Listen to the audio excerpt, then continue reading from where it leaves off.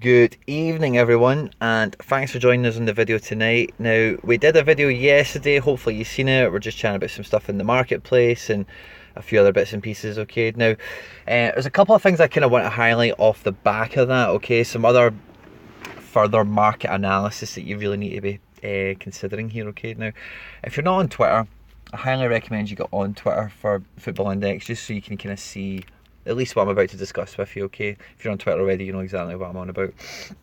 Now, in the marketplace itself, as you can see the footage, you know, that's the market cap, and if you need that explained, what that means, just drop a comment below, but I've done plenty of videos chatting about it in passing. A lot of money there for Cancelo. Alexander Isak, has he went up? But one thing I've noticed myself when I am analysing the market and I'm analysing my portfolio and I'm having a little watch about to see what's going on and different bits and pieces, okay, is obviously we just had a share split, okay, where all the players were chopped in free, their price, and if you had 100 of somebody, you've now got 300 of them and they're worth a third as much, okay. But as I look at the index itself, it has changed so much. Even if you scroll all the way down to, let's see, even David Brooks, you know, Jack Clark, right? Jack Clark plays for Leeds United, right? Has never played a qualifying game in Football Index terms ever. And in old money, he would be worth £4.50, and he's the 80th most expensive player on the platform at the moment. It's some of the prices that people are getting to, and fair enough, it makes it much more appealing to new users and it makes it easy to get your portfolio started and all the benefits of it, don't get me wrong. But when you think about that in the cold light of day, you know, 2 months ago, you know, somebody like Jack Clark would be worth £4.50, and he's been about that price for a fair length of time. You know, it would be absolutely, and there's a lot of examples, and we've had historic ones like Mason Greenwood was about that price before he'd even sat on the bench for Man United, and you don't need me to go through all that with you, okay? But you do need to understand where the market is and how expensive some positions are and what their actual in here. You know, like this guy here, Elliot Embleton, is the 130th most expensive player, and he is ringing at in old money 369. Yeah, I mean, which is absolutely crazy. Like, I remember about that time, you'd probably find somebody like 369. I want to say somebody like Sané. No, probably not Sané.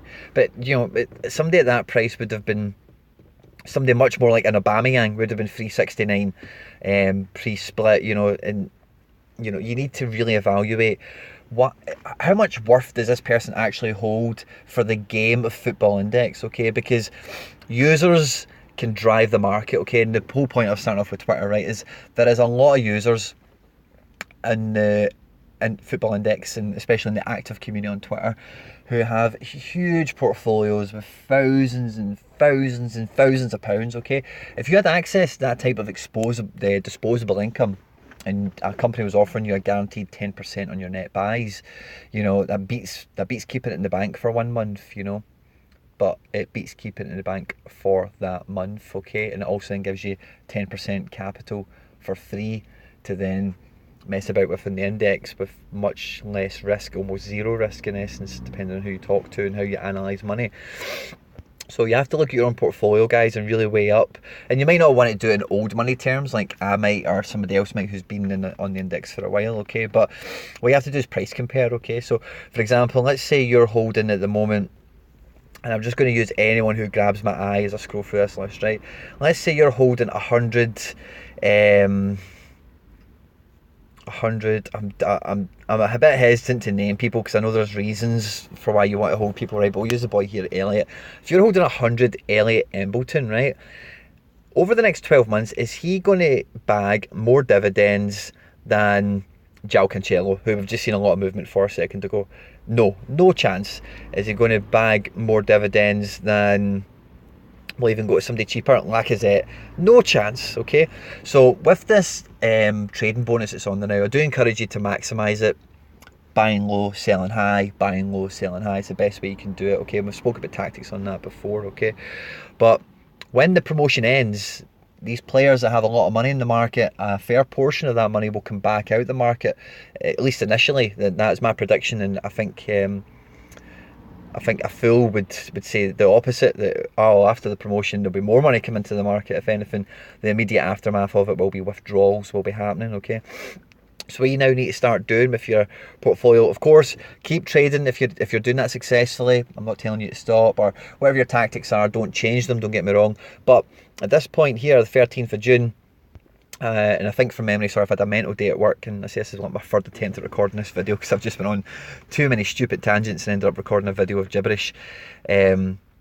But when that promotion ends, you need to really look at who you're holding and how much they're worth, and does that stand the test of time accurately, you know? And that's why we're starting to move the fantasy football side of things back into IPD related players and PB related players, don't get me wrong. But whatever strategy you're running with your portfolio, you will need to really think about that. Either number one, you accept that some of your players are going to backward movement after the promotion ends, if they've been on a big rise. But equally, you should be looking for bargains, that this 10% dividend you're guaranteed to earn on your net buys. And if you're finding people who are underpriced now because they're not flavour of the month, they're not getting transfer speculation, they've not been in top 5 media that often, if ever, and people are dumping them, can you find a bargain there that in a month from now, when they score a hat-trick, or they make their debut for someone, or they come back from fitness, or, you know, whatever it might be, the new manager comes in, they play amazing, you know, whatever your knowledge of Football Index is, whatever it is that excites you, is that something that your player that we were talking about, does that value correlate to those types of stimulus?